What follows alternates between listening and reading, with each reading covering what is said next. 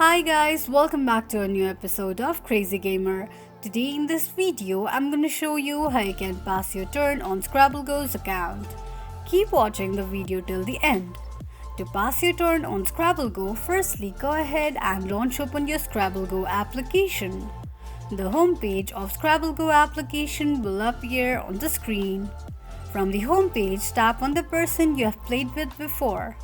On the next page, to pass your turn, click on three lines at the bottom left corner of the page.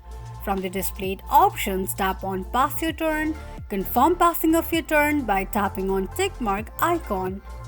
This is how you can pass your turn on Scrabble Go's account quickly and easily just in few steps.